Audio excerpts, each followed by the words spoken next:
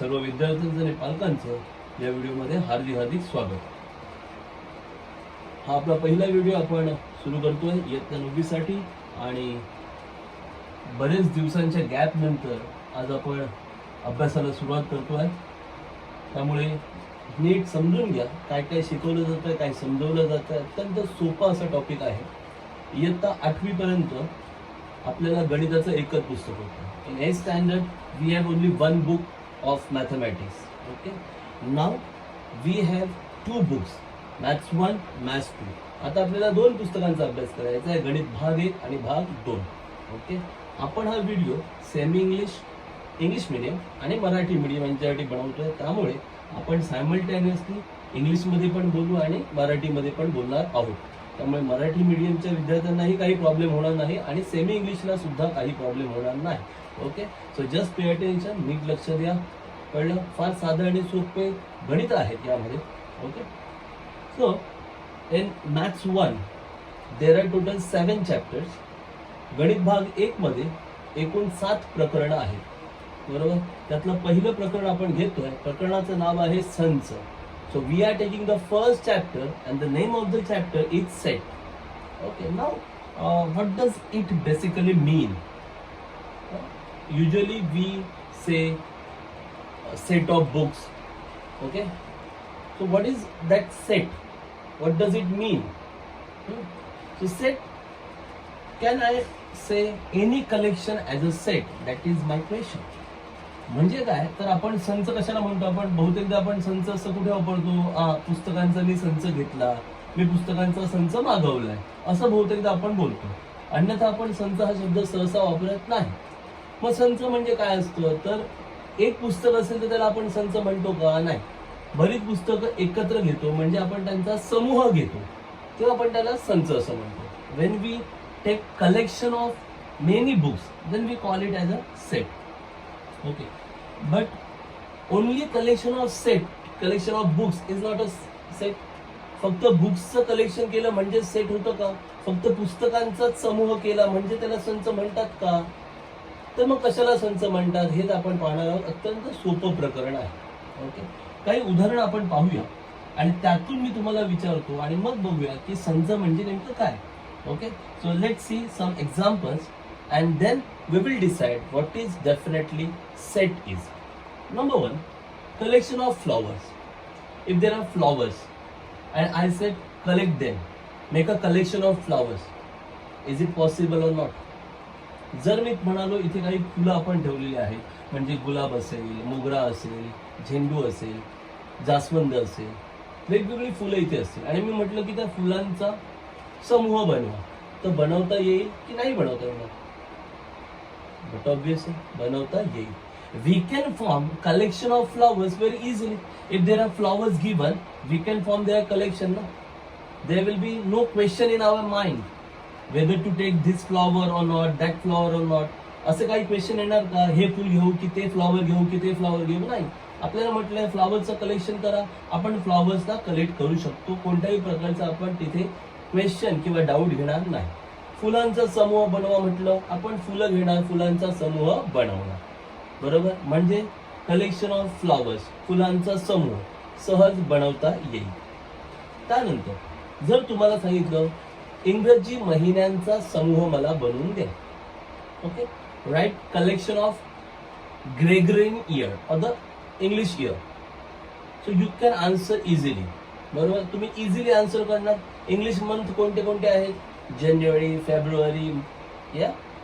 February, March, April, May, June, July, August, September, October, November and December.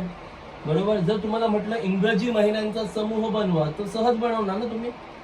Okay ना? त्याबद्दल तुमच्या डोक्यात काही प्रश्न येतात का की इंग्रजी महिने कोणते येणार, हा घेऊ की नको, जानेवारी घेऊ की नको, असे काही महिने, असं काही प्रश्न येतात का? नाही ना. म्हणजे आपण डेफिनेट उत्तर देऊ शकतो, स्पष्टपणे सांगू शकतो की बाबा इंग्रजी महिने पाहिजे तुम्हाला तर जानेवारी, February, March, April, May, June, July, August हेच घ्यावे लागणार. कळतंय? म्हणजे जर मला इंग्रजी महिन्यांचा समूह करायला सांगितला सहज करता येईल.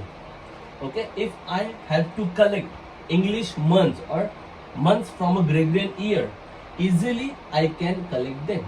हो की नाही, आपण इझिली त्यांना कलेक्ट करू शकतो. Now collection of rich peoples in India.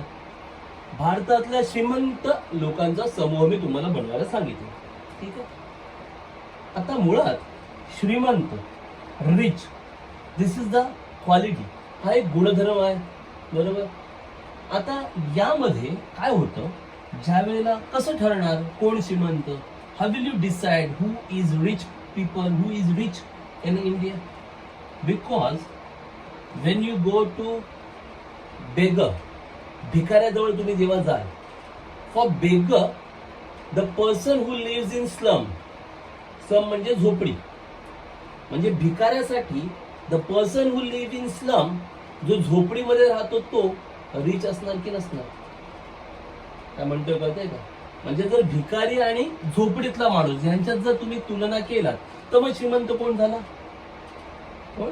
झोपडीतला श्रीमंत झाला, बरोबर आहे ना. Then the person who lives in slum hut will be rich person. पण समजा झोपडीतला माणूस आणि एखादा फ्लॅट मधला माणूस आला समोरासमोर, तर मग कोण श्रीमंत तुम्ही म्हणणार? जो झोपडीत राहतो तो श्रीमंत असेल की जो फ्लॅट मध्ये बिल्डिंग मध्ये राहतो तो श्रीमंत असेल? The person who lives in slum, whether he is rich person or the person who is living in flat building, who is rich? But obvious who lives in flat. म्हणजे पुन्हा काय problem झाला? मगाशी तुम्ही काय म्हणत होतात? The person who lives in slum is rich, but now the person who lives in flat is rich. मगाशी आपण म्हणत होतो झोपडीत राहणारा श्रीमंत आहे, पण आता आपण काय म्हणतो? नाही नाही, बिल्डिंग मध्ये राहणारा श्रीमंत आहे, बरं. पण जर तुम्ही बिल्डिंग मध्ये राहणाऱ्याची तुलना बंगल्यात राहणाऱ्याशी केलात तर मग कोण श्रीमंत? अरे बंगल्यात राहणारा श्रीमंत असणार. If you compare person who lives in flat and the person who lives in bungalow, who is rich? Person who lives in bungalow is rich. बरोबर. अरे बापरे, असं जर करत बसलो तर काय होणार? तर समूह काय बनणारच नाही. Okay. If you do like this, you will not get a collection. Are you getting any collection? If you do like this, you will not get any collection. जर असंच करत राहिलो तर समूह बनणार नाही, कारण प्रत्येक वेळेला काय होत आहे? कम्पॅरिझन होत आहे, तुलना होते. कळलं? Okay. So you can not define, म्हणजे तुम्ही अचूकपणे काही सांगू शकत नाही. So you cannot form collection of rich people, म्हणजे तुम्ही श्रीमंत लोकांचा समूह बनवूच शकत नाही. Because there is a constant comparison, सतत तिथे तुलना होत राहते, त्यामुळे तिथे नेमकी माहिती सांगता येणार नाही. You can't say well defined collection of objects. Well defined म्हणजे अचूक, अचूक तुम्ही सांगू शकत नाही. Are you getting it? The same way if they ask collection of tall people, तसंच जर त्यांनी उंच व्यक्तींचा समूह बनवायला सांगितलं, बनवता येणार? अजिबात येणार नाही. का? कारण जो 2x2 आहे, 1.5 फुटे आहे, तर 1.5 फुटापेक्षा 2.5 फूटवाला म्हणणार मी उंच आहे. मग सांगा 2.5 फूटवाला उंच असतो. 2.5 फूटवाल्यापेक्षा 3.5 फूटवाला म्हणणार मी उंच आहे. 3.5 फूटवाल्यापेक्षा 4 फूटवाला म्हणणार मी उंच आहे. Are you getting it? There also constant comparison, तिथे पण सतत तुलना होते. म्हणजे तुम्हाला वेल डिफाईन्ड इन्फॉर्मेशन मिळते का? अचूक माहिती मिळते का? नाही मिळत. So you cannot form set of tall person. You cannot form set of tall person, उंच व्यक्तींचा समूह सहजासहजी बनवू शकत नाही. मग यातून काय कळलं तुम्हाला? की समूह कोणते पटकन बनले? फुलांचा समूह बनला, महिन्यांचा समूह बनला. You can form set of or collection of flowers easily. You can form collection of month easily. फ्लॉवर्सचं कलेक्शन इझिली करता आलं, मंथचं कलेक्शन इझिली करता आलं. पण तुम्हाला रिचचं कलेक्शन जमलं का? तुम्हाला टॉलचं कलेक्शन जमलं का? नाही. That means first two will give you set. पहिली 2 उदाहरणं जी आहेत तिथून तुम्हाला संच तयार करता येतो, पण पुढच्या 2 उदाहरणांमध्ये संच तयार करता येत नाही. Next 2 examples will not form sets. कळतंय की नाही कळतंय? मग आता मी तुम्हाला एक प्रश्न विचारतो. आपला आठवडा असतो, आठवडा माहिती आहे ना? बटाटे पडा नाही, आठवडा. आठवडा माहिती आहे? तो जो आठवडा असतो ना, त्या आठवड्यामध्ये जे वार असतात, बरोबर, मी जर विचारलं आठवड्यात किती वार आहेत किंवा आठवड्याचे वार सांगा, काय टू बी और नॉट टू बी होतंय का, डोक्यात काही टेन्शन येतंय का, कन्फ्युज होतंय का तुम्ही? मी विचारलं आठवड्याचे वार मला सांगा, सांगता येणार की नाही येणार? पट्टापट सांगता येणार. कुठले वार आहेत आठवड्याचे? वार कोणते आठवड्याचे? जानेवारी फेब्रुवारी? कोणते वार आहेत आठवड्याचे? कोणते? रविवार, सोमवार, मंगळवार, बुधवार, गुरुवार, शुक्रवार, शनिवार. सांगितलं ना पटकन. काही कन्फ्युजन आहे? कुठे तुलना आहे? नाही ना. म्हणजे आठवड्यांचे वार जर विचारले, आठवड्याच्या दिवसांचा समूह जर विचारला, सहज सांगता येईल. म्हणजे तो संच बनणार की नाही बनणार? येस, तो संच बनणार. If they ask collection of days in a week, collection of days in a week, so week मध्ये कोणते डेज असतात? Easily we can answer. Sunday, Monday, then funday. Sunday, Monday, Tuesday, Wednesday, Thursday, Friday, Saturday. Are you getting it? So you can easily answer days in a week. So it can form a set. Are you getting it? But if they ask form a collection of clever students in your class, clever, intelligent students in your class, जर त्यांनी विचारलं तुमच्या वर्गातल्या हुशार विद्यार्थ्यांचा समूह, तर तुम्ही काय म्हणणार? आमच्या वर्गात मीच एकटा हुशार आहे. नाही ना. मग तिथे पुन्हा कंपॅरिझन येणार ना, तुलना होणार की नाही होणार? There will be comparison. का? कारण काय? 35% वाला काय म्हणणार? मी हुशार आहे. Student who is getting 35% is clever than student who fail. Are you getting it? जो नापास झालाय त्याच्यापेक्षा 35%ने पास झालेला हुशारच ना. मग तो म्हणणार मी हुशार आहे, I am the clever one. पण 35 वाल्याच्या टपली मारणार आणि दुसरा काय बोलणार? मला 50% आहेत. मग कोण हुशार आहे? मी हुशार आहे. मग सांगा 50% वाला 35% वाल्यापेक्षा हुशार असेल की नसेल? असणार ना. बरोबर. So 50% is greater than 35%. So student who is getting 50% is clever as compared to 35%. But if there is 60% student, then who is clever? 60% student is clever. जर एखाद्याला 60% पडले तर मग कोण असणार हुशार? 60% वाला. म्हणजे पुन्हा काय होत राहतंय? तुलना होत राहते, कंपॅरिझन होत राहते. नेमकं काय ते कळतंय का? कोणाला घ्यायचं समूहामध्ये ते कळतंय का? You don't know whom you have to take in a collection. कोणाला तुम्ही कलेक्शन मध्ये घेणार हे डिसाइड होतंय का? You don't have a definite information. कळलं? म्हणजे collection of clever student is not a set. हुशार विद्यार्थ्यांचा समूह संच बनू शकत नाही. मला सांगा, कलेक्शन ऑफ फॅक्ट,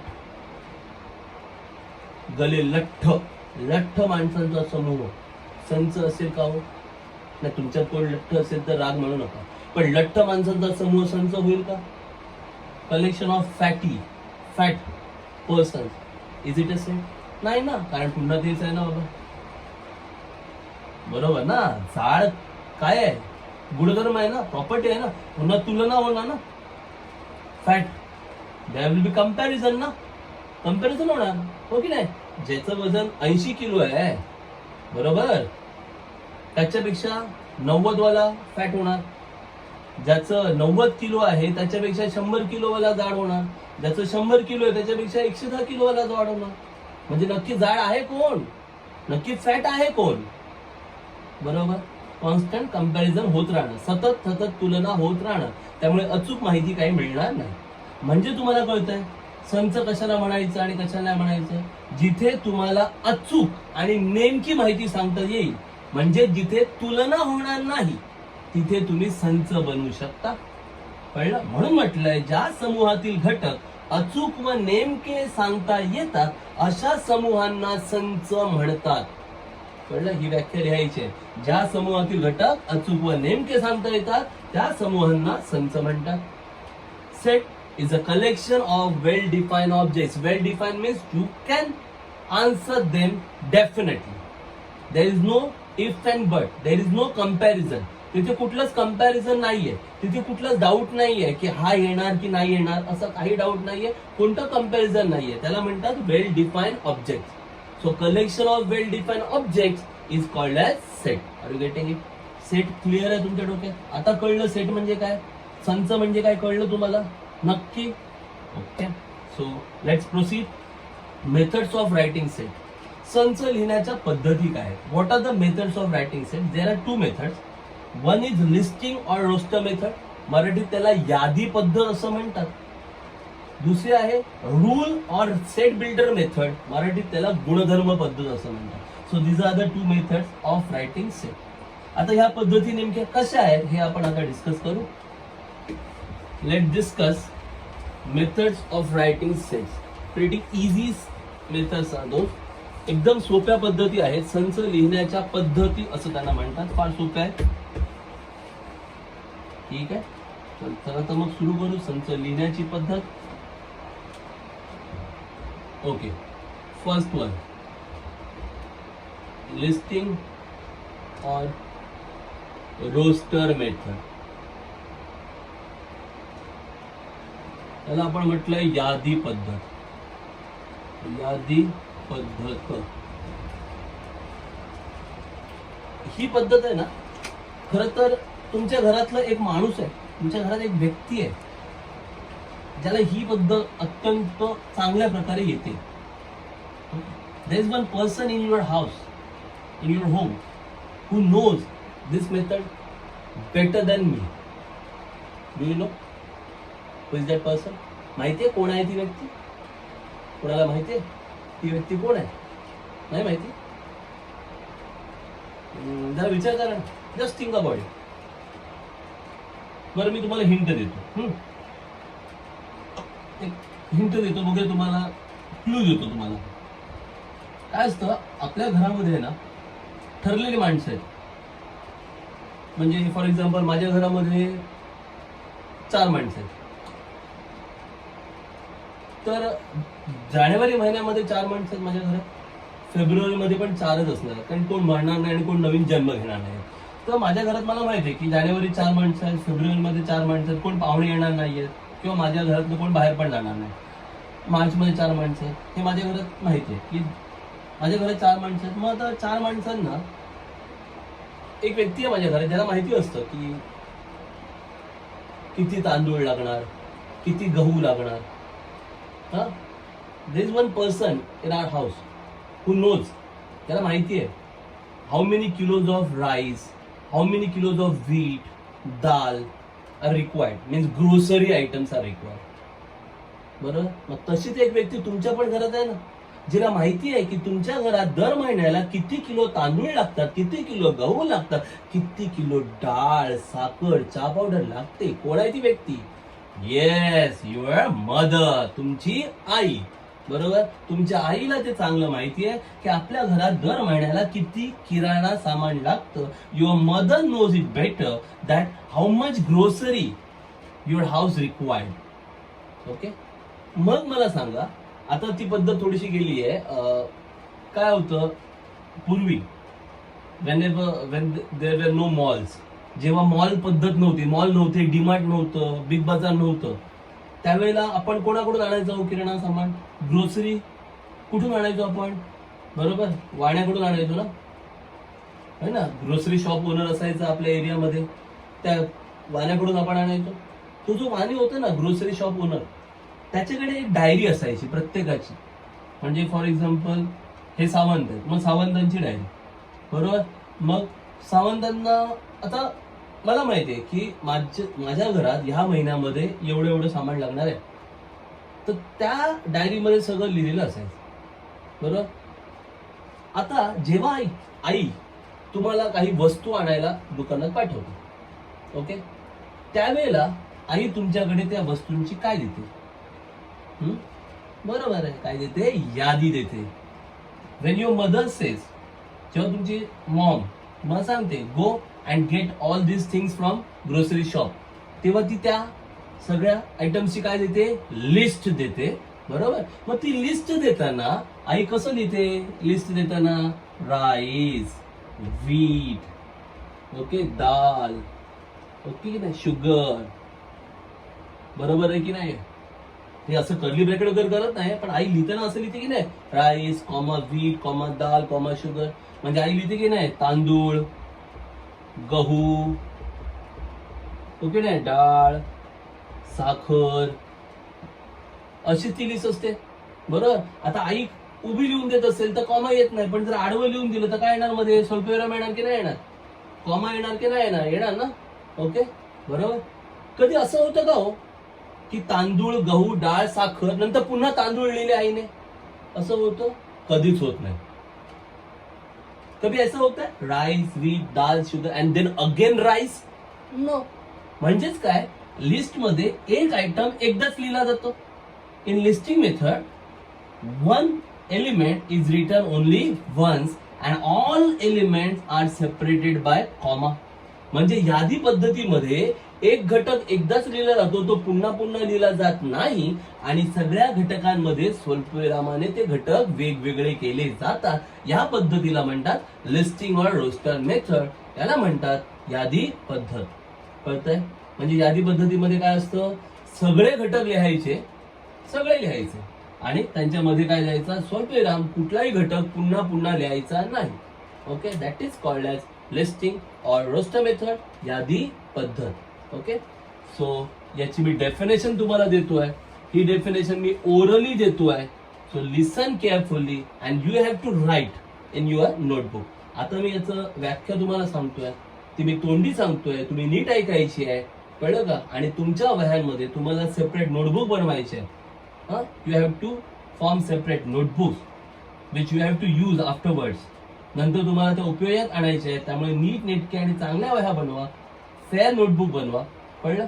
आणि त्यात आता तुम्हाला लिहायचं आहे. पहिलं काय लिहिलं तुम्ही, set. First you write set, संच, डेफिनेशन बोर्डवर होती.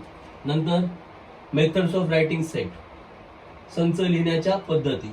Number 1 listing or roster method, यादी पद्धत.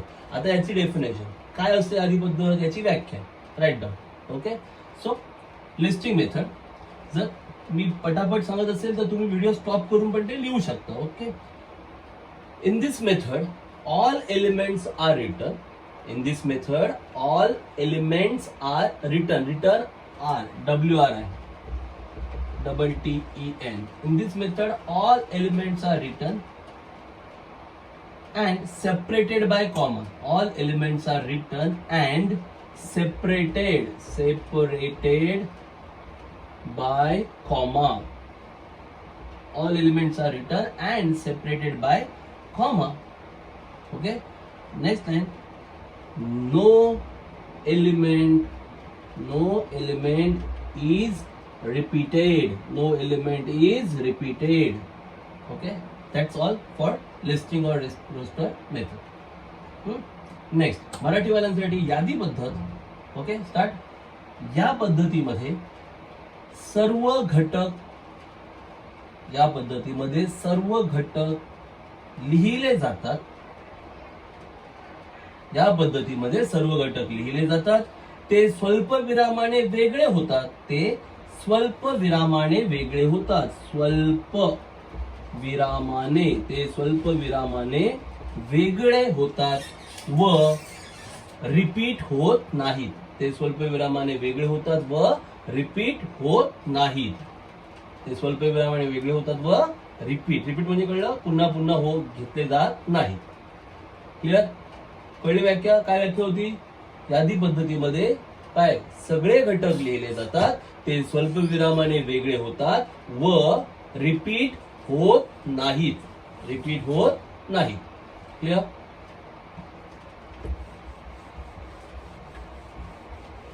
सो याचं एक्झाम्पल टेक्स्टबुक मध्ये तुम्हाला मिळेलच. ओके, याचं एक्झाम्पल टेक्स्टबुक मध्ये आहे आणि आपण एक्सरसाइज जेव्हा घेऊ तेव्हा याचं एक्झाम्पल्स वगैरे आपल्याला सगळी मिळतील. फॉर एक्झाम्पल, जर तुम्हाला कोणते एक्झाम्पल, आता मगाशी पण आपण पाहिलं, इंग्लिश महिन्यांचा संच, सेट ऑफ इंग्लिश मंथ, बरोबर. मग जर तो लिस्टिंग मेथड मध्ये लिहायचं असेल तर सगळं लिहावं लागणार, हो की नाही? सगळं लिहावं लागणार. म्हणजे काय लिहिणार तुम्ही, संचाचं नाव नेहमी कॅपिटल अक्षरात लिहायचं. Name of set is always written in capital letters. Okay, so capital let. जर आपल्याला सगळे इंग्रजी महिने लिहायचे असतील यादी पद्धतीत, if you have to write all English months in listing method, then you have to write January comma, February comma, March comma, April, May, असं संपूर्ण डिसेंबर पर्यंत तुम्हाला लिहावं लागेल. आणि ह्याला महिरपी कंस म्हणतात. It's a curly bracket. संच लिहिताना हे महिरपी कंस जमले पाहिजे. हे बघा अशी काढतात, हे असं आणि हे असं, याला म्हणतात महिरपी कंस, कर्ली ब्रॅकेट. इथे असं आहे आणि शेवटी असं आहे. कळलं? नाही जमलं तर फार सोपं आहे. हे असं एस सारखं आहे आणि इथे पुन्हा 2 सारखं आहे, S2 असं आहे. इकडे पहिलं 2 आहे, मग एस आहे. ओके, ट्राय करा, ते प्रॅक्टिस करा, कारण हे कर्ली ब्रॅकेट पण बरेच जण चुकीचे काढतात. महिरपी कंस पण नीट काढत नाहीत, त्यामुळे त्याचीही प्रॅक्टिस नीट करा. ओके, म्हणजे हे असं सगळं येणार. याला म्हणतात लिस्टिंग ऑर रोस्टर मेथड, यादी पद्धत. All elements are return separated by comma. सगळे घटक लिहिले जातात आणि स्वल्पविरामाने वेगळे होतात. कोणताच घटक पुन्हा पुन्हा येत नाही. समजलं? तुम्ही हे असं डॉट डॉट करू नका, पूर्ण लिहा. मेच्या नंतर काय येणार? जून, स्वल्पविराम comma, July comma, August, September, October, November, December. मराठीवाल्यांनी मराठीत लिहायचं. काय लिहिणार? जानेवारी, नंतर फेब्रुवारी, नंतर मार्च, एप्रिल, मे, सगळं पूर्ण लिहायचं. डिसेंबर पर्यंत लिहायचं पूर्ण. क्लिअर आहे? याला म्हणतात यादी पद्धत, listing method. Clear? Okay, now the second method for writing set. आता दुसरी पद्धत आहे संच लिहिण्याची, फार सोपी पद्धत आहे. त्याला म्हणतात, now the second method is set builder method, set builder or rule method.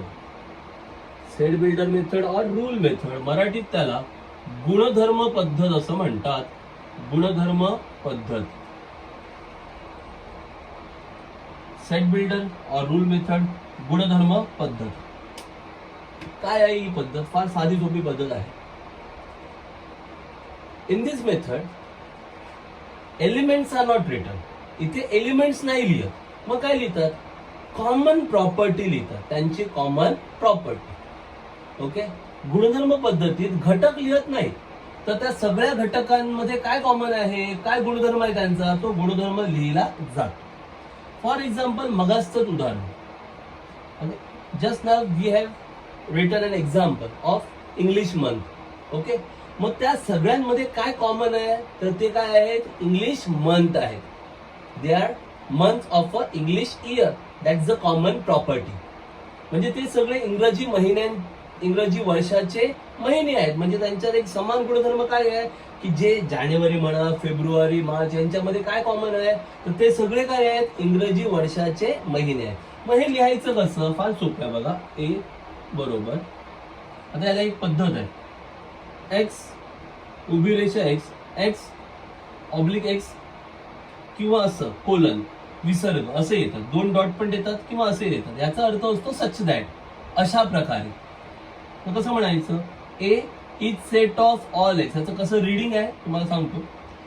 A is set of all X such that X is month of English or Gregorian year.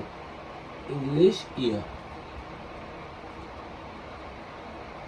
X is month of English year, or you can call it as Gregorian year. मराठीत काय म्हणणार तुम्ही? ए हा X चा संच आहे. अशा प्रकारे तुम्ही उभी रेषा घ्या किंवा 2 डॉट घ्या. उभी रेषा सुद्धा चालते, हे पण चालतं, कोणी काही घेऊ शकतो. सच नाही किंवा अशा प्रकारे की X हा इंग्रजी वर्षाचा महिना आहे. इंग्रजी वर्षाचा महिना आहे. एक्स हा इंग्रजी वर्षाचा महिना आहे. म्हणजे इथे तुम्ही महिने लिहिलेत का सगळे? नाही. तर तुम्ही काय लिहिलं? त्या सगळ्यांमध्ये काय समान गुणधर्म आहे की ते सगळे इंग्रजी वर्षाचे महिने आहेत. मग तो जानेवारी असो, फेब्रुवारी असो की मार्च असो की डिसेंबर असो, सगळे काय आहेत? इंग्रजी वर्षातले महिने आहेत. Is that clear? कळतं? आता हे वाचायचं कसं बघा. ए इज, बरोबर ना? तुम्ही पण बोलायचं. A is set of all X. बोला काय? A is set of all X such that A is set of all X such that X is month of English year. ऐकलं? आता माझ्याबरोबर रिपीट करायचं. Ready? A is set of all X such that X is month of English year. कळलं? मराठीसाठी पहिलं मी म्हणतो, नंतर पुढच्या वेळेला आपण एकत्र म्हणू. ए हा एक्सचा संच आहे. ए हा एक्सचा संच आहे अशा प्रकारे की एक्स हा इंग्रजी वर्षाचा महिना आहे. रेडी? स्टार्ट. ए हा एक्सचा संच आहे. ए हा एक्सचा संच आहे अशा प्रकारे की एक्स हा इंग्रजी वर्षाचा महिना आहे. क्लिअर? म्हणजे अशा पद्धतीने तुम्हाला ते वाचायचं. ही आहे गुणधर्म पद्धत, set builder or rule method. Is that clear? समजलंय? एक्सरसाइज मध्ये जशी गणित येतील तसं हे अजून क्लिअर होत जाईल. फार साधी सोपी गणित असतात. Okay, so let start with our exercise. आता ह्या गुणधर्म पद्धतीचं पण तुम्हाला व्याख्या लिहायची. You have to write definition. काय डेफिनेशन आहे ना? Just listen. You have to write set builder or rule method and then definition तुम्हाला. आणि मग हे एक्झाम्पल लिहायचं, गुणधर्म पद्धत लिहायचं, व्याख्या लिहायची आणि मग हे उदाहरण लिहायचं. क्लिअर आहे? व्याख्या काय ते ऐका. Listen carefully. In set builder notation or in rule method, in set builder or rule method, no element is written, or you can say we don't write element. In set builder or rule method, comma, we don't write elements. We don't write elements. Okay. We write common property. We write common property of elements. Finish. In set builder or rule method, comma, we don't write elements. Okay, so stop. We write common property of elements. मराठीवाले काय लिहितील? गुणधर्म पद्धतीमध्ये घटक लिहिले जात नाहीत. Okay, गुणधर्म पद्धतीमध्ये घटक लिहिले जात नाहीत. त्यांच्यातील समान गुणधर्म लिहिला जातो. त्यांच्यातील समान गुणधर्म लिहिला जातो. अशी व्याख्या लिहायची. व्याख्या लिहून झाली की मग हे उदाहरण लिहायचं. क्लिअर? ओके, चला तर मग उदाहरण संग्रह 1.1 स्टार्ट करूया. Let start exercise 1.1.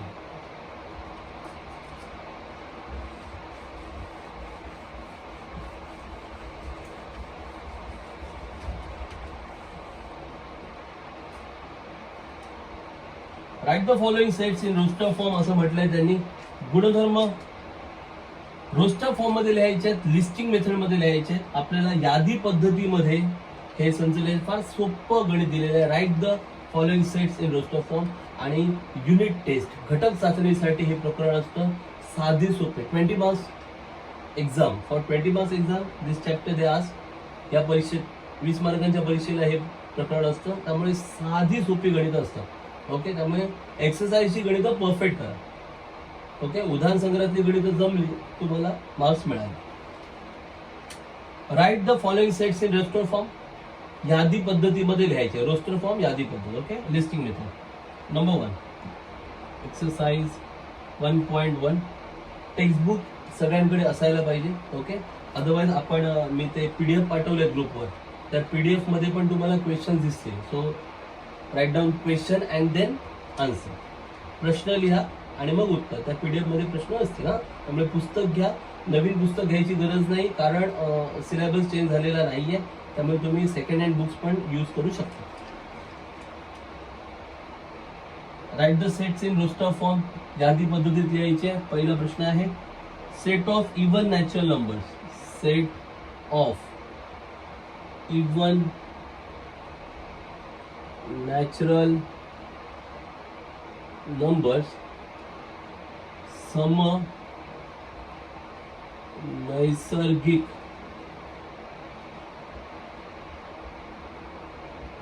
संख्यांचा संच. मग उत्तर आपण इथे देऊया. आन्सर सम नैसर्गिक संख्यांचा संच. चला संचाला नाव देऊया ए. संचाचं नाव नेहमी कॅपिटल अक्षरात लिहायचं. name of set is written in capital letters. So A equal to even natural number, सम नैसर्गिक संख्या. Okay. So natural number always starts from 1. Keep in mind. Natural number starts from 1, 2, 3, 4 dot dot dot up to infinity. There is no end. So natural number starts from 1. नैसर्गिक संख्या या 1 पासून सुरू होतात. 1, 2, 3, 4, 5, 6 अनंत. त्याला काही शेवट नाही. Is that clear? ओके. आपल्याला काय विचारलंय? सम नैसर्गिक संख्या, इवन नॅचरल नंबर. आता 1 ही सम आहे का? नाही. सम म्हणजे काय? ज्यांना 2 ने भाग जातो त्या. Even means what? Numbers divisible by 2. बरोबर? So 1 is not divisible by 2. So 1 is not even number. So even number is 2. 1 ही समसंख्या नाहीये कारण 1 ला 2 ने भाग जातो का? नाही. 2 ला 2 ने भाग जातो म्हणजे समसंख्या कुठून सुरू होणार? 2. 2 नंतर 4, 6, 8 आणि शेवट काय तुम्हाला माहित नाहीये. And you don't know. Even natural number. Okay, so even number starts from 2 ना. Natural number starts from 1. But 1 is not even. Question is what? Even natural number. So you cannot take 1. तुम्ही 1 घेऊ शकत नाही कारण 1 even नाहीये. Even म्हणजे कळलं ना? Even म्हणजे नंबर डिव्हिजिबल बाय 2. समसंख्या म्हणजे ज्या संख्येला 2 ने भाग जातो. 1 ही सम आहे का? नाहीये. मग समसंख्या कुठून चालू होतात? 2. 3 आहे का सम? नाही. मग कळले ना? 4, मग 6, 8, 10, 12, 14 dot dot dot dot. So even numbers 2, 4, 6, 8, 10, then 12, then 14, then 16, dot dot dot up to infinity. End 9. Clear? This is question number 1. Set of even prime numbers from 1 to 50. Set of even prime numbers from 1 to 50. 1 ते 50 मधल्या सम मूळ संख्या. Set of even prime numbers, set of even prime numbers from 1 to 50. From 1 to 50.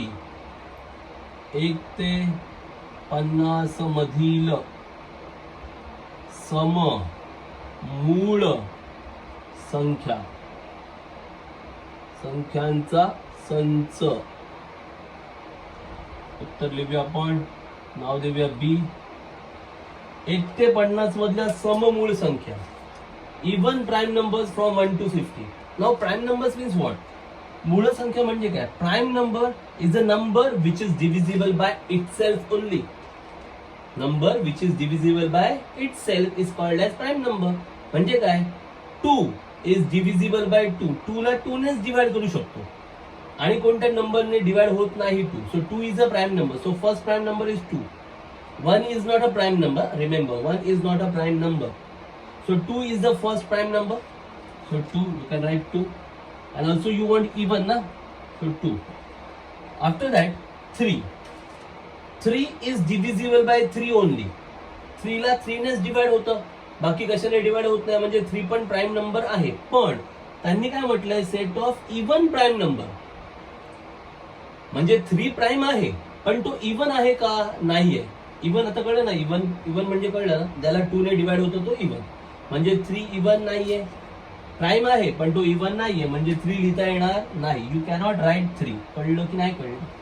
But 3 is a prime number. पण इथे काय पाहिजे? Even prime number. त्यामुळे 3 येणार नाही. Then next 5. 5 प्राइम नंबर आहे कारण 5 ला 5 नेच डिवाइड होतो. 4 आहे का प्राइम नंबर? 4 प्राइम नंबर नाहीये का? कारण 4 ला आपण 2 ने पण डिवाइड करू शकतो ना. So 4 is not a prime number. तो नाही येणार. 5 प्राइम नंबर आहे पण आपल्याला इवन प्राइम पाहिजे कारण 5 हा इवन नाहीये. तर 5 पण नाही येणार. कळलं? मग पुढचे कोणतेच येणार नाही कारण पुढचे सगळे जे प्राइम नंबर आहेत ना ते ऑड आहेत. कळलं का? म्हणजे 5 नंतर कुठला प्राइम आहे? 7. ऑड आहे. 7 नंतर प्राइम नंबर 9 नाहीये. 9 is not a prime number कारण 9 ला 3 ने डिवाइड करू शकतो. 9 is not a prime number. 9 नंतर 11. हा 11 इज अ प्राइम नंबर पण तो ऑड आहे. इवन नाहीये. 13 प्राइम आहे पण तो ऑड आहे. इवन नाही. कळलं? म्हणजे याच्या पुढे जेवढे कुठले प्राइम नंबर तुम्हाला मिळतील सगळेच्या सगळे ऑड आहेत, त्यामुळे बस एवढंच येणार. Finish. Are you getting it? Only 2. सममूळ संख्या म्हटलं. आता मूळ संख्या म्हणजे काय एवढं तर कळलं असेल ना मगापासून. इंग्लिश मध्ये सांगतो तरी मराठीवाल्यांना कळलं असेल. मूळ संख्या म्हणजे काय, जिला फक्त त्याच संख्येने भाग जातो. म्हणजे कसं 2 ला 2 नेच भाग जातो, बरोबर. 1 ला मूळ संख्या म्हणत नाही. 1 ही मूळ संख्या नाहीये. मग मूळ संख्या सुरू कुठून होते, 2 पासून, कारण 2 ला 2 नेच भाग जातो. झालं. 3 ला 3 नेच भाग जातो, म्हणजे 3 ही मूळ संख्या आहे. पण ती लिहू शकत नाही आपण, का, कारण त्यांनी फक्त मूळ नाही म्हटलंय. काय म्हटलंय, सममूळ संख्या म्हटलंय. सममूळ संख्या म्हटलंय. कळतंय. मग 3 ही सम आहे का, नाही. कळतंय. त्यानंतर पुढे जाऊया 5. 5 पण मूळ संख्या आहे. 4 मूळ संख्या आहे का, नाही, कारण 4 ला 2 ने भाग जातो, म्हणजे 4 ही मूळ संख्या नाहीये. 5 मूळ संख्या आहे, बरोबर. पण 5 सम आहे का, नाही. 5 नंतर 7 ही मूळ संख्या आहे 7, पण 7 पण सम नाहीये. 9 तर मूळ संख्याच नाहीये, कारण 9 ला 3 ने भाग जातो ना, म्हणजे 9 काय मूळ संख्या नाहीये. 11 मूळ संख्या आहे, पण ती सम आहे का, नाही. मग 13, मग 17. म्हणजे पुढच्या जेवढ्या मूळ संख्या मिळतील त्या सगळ्या सम नाही आहेत. म्हणजे एकच मिळाली ना सम मूळ संख्या, कोणती, 2. बस एवढंच येणार. कळतंय का नक्की? Are you getting it clearly? Okay. So let's proceed to question number 3. Set of negative integers. Set of negative integers. Negative ऋण पूर्णांकांचा संच. पूर्णांक संख्यांचा संच. ऋण पूर्णांक संख्यांचा संच. समजा त्याला नाव देऊया सी. ऋण पूर्णांक, निगेटिव्ह इंटीजर्स.